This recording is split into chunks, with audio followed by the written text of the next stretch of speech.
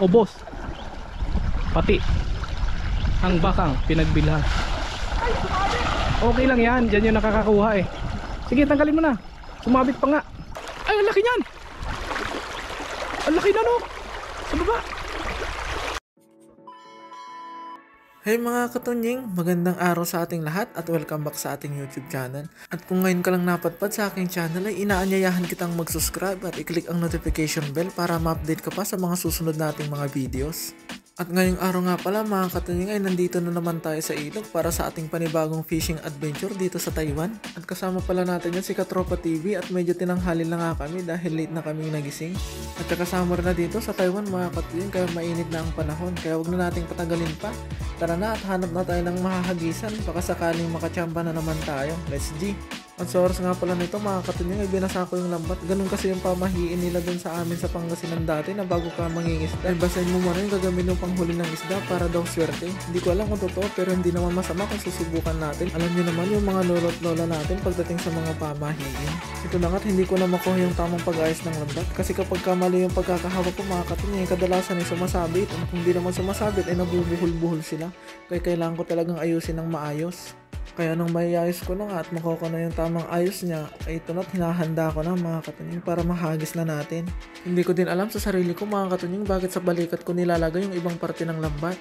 Samantalang si Kapenyo at si Katropa ay sa siko lang nila nilalagay. Kapag sa siko ko sinilalagay mga katunying ay dumudulas at nahuhulog. At sa oras nga pala nito ay meron kami nakitang naglalambat din sa may bandang dulo. Kaso nga lang medyo malayo kaya hindi gaanong kita sa camera. At ito lang ako na hindi matapos-tapos sa pag-aayos at pagtanggal ng mga buhol ng lambat namin. Medyo may kalumana kasi itong lambat na ginagamit namin kaya madalas na itong nabubuhol at gumugulo. At nang naayos ko na at kung ihahagis ko na sana ay mayroon pang humabol na buhol. Lumusot na naman yung tingga niya sa mga butas ng lambat kaya ito tatanggalin ko na naman. Dito sa lambat namin ay kailangan mo talaga ng mahabang pasensya kasi kung hindi mo pagpapasensyahan itong mga katunying ay baka mawalan ka ng gana.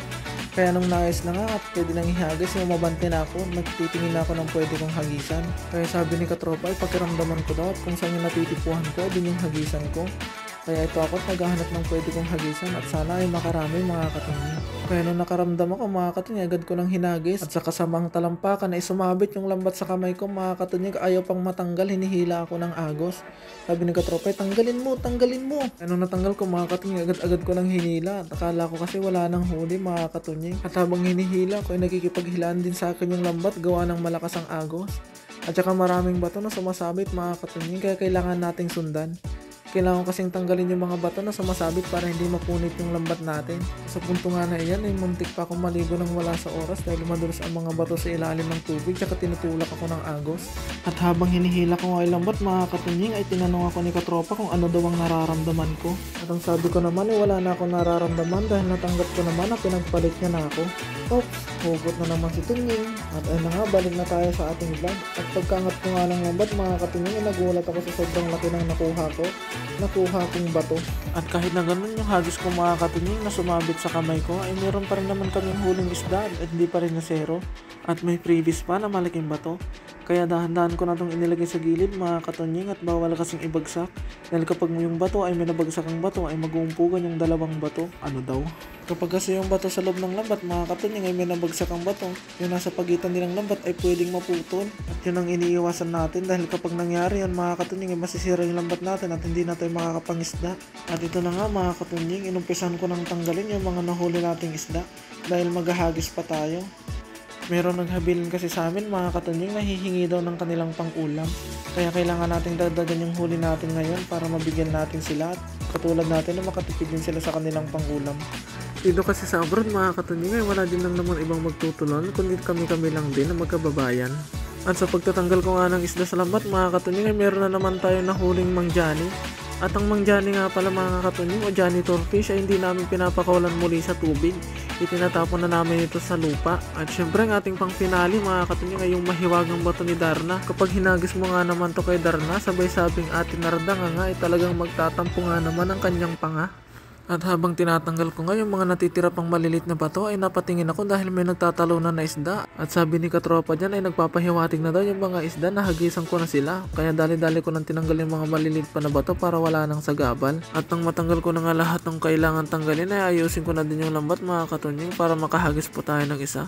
Patingin-tingin pa nga ako sa ilog mga katunying dahil meron talaga nagtatalunan na isda.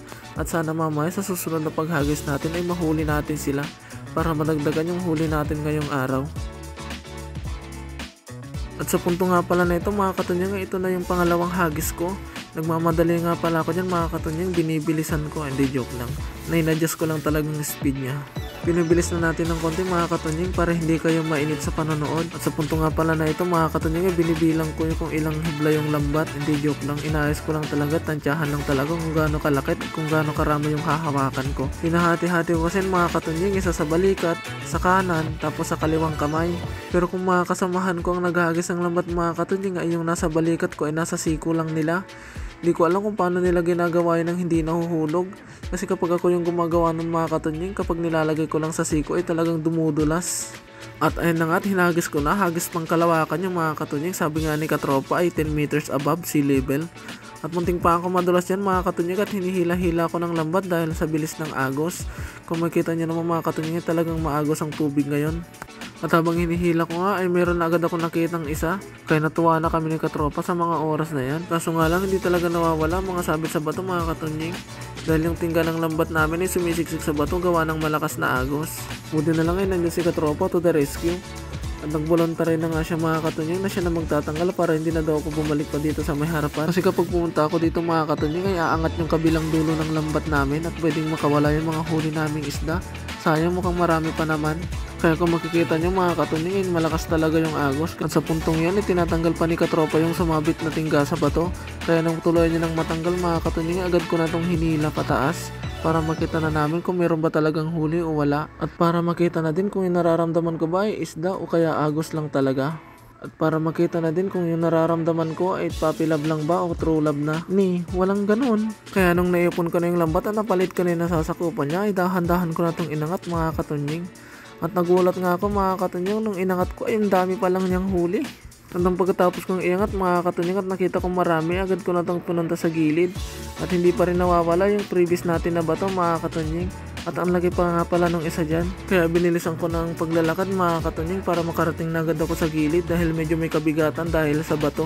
At habang magtatanggal tayo ng isda mga katunying, gusto ko lang i-shoutout yung mga walang sawang sumusuporta sa ating YouTube channel. Kaya big shoutout kay Ma'am Paz Ilyasar at saka kay Sir Jesus Ilyasar at kay Ma'am Gemma Bland.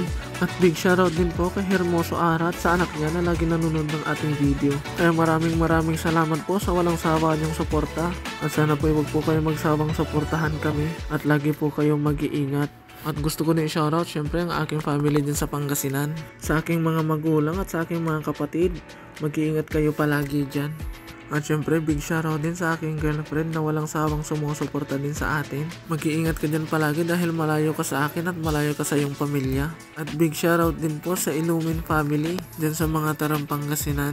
Maraming salamat po sa binibigyan niyong suporta at sa pag-share ng aking mga video sa Facebook. Malaking tulong na din po kasi sa akin yon bilang nagsisimulang vlogger. Kaya taos puso po ako nagpapasalamat sa inyong lahat po ng nanonood at sa lahat po ng subscribers natin. At sana madagdagan pa po kayo at lalo po kayong dumami. Kaya balik na po tayo sa ating vlog mga katunying. So tinatanggal ko na po pala yung mga nahuli nating isda dahil ito na yung huling hagis natin. Para makauwi na din tayo dahil tirik na din ang araw sa mga oras na to. At sa puntong yan ay tinuturo ko pala kung saan kami dadaan ni katropa mga katunying para hindi kami mahirapang maglakad. Dahil kapag sa tubig kami dumaan ni katropa, mas lalo kayong matatagalan. Meron kasi maglakad sa tubig mga katunying dahil hindi natin makita yung tinatapakan nating bato. At saka madulas yung mga bato dito mga katunying kaya mas lalo tayong mahihirapan. At ayun na nga, nilagay ko na yung isa pang huli natin at tapos tatanggalin ko na yung bato na natira pa sa lambat natin. Takala ko wala na, meron pa palang isa. Kaya agad ko na din itong tinanggal. Anong pagkatanggal ko nga mga katunying, may napansin ako sa kanyang bibig. Itlogan nga pala siya mga katunying kahit ang liit pa niya. Ang liit niya pero ang dami niyang itlog. Napaisip tuloy ako kung ito din ba ay teenage pregnancy. Pero naisip ko din, pregnancy din ba ang tawag kahit na nangingitlog naman at hindi siya nanganganak. Pero hayaan nyo na, dagdag pa yun sa iisipin nyo. Alam ko naman na marami na kayong iniisip. Kaya huwag na nating patagalin at ayusin na natin yung lambat natin mga katunying para makauwi na tayo. Dahil medyo malayo-layo pa yung lalakaran namin ni Katropa. Kaya sana nag-enjoy kayo sa aking munting vlog mga katunying. Maraming salamat. Bye bye and God bless.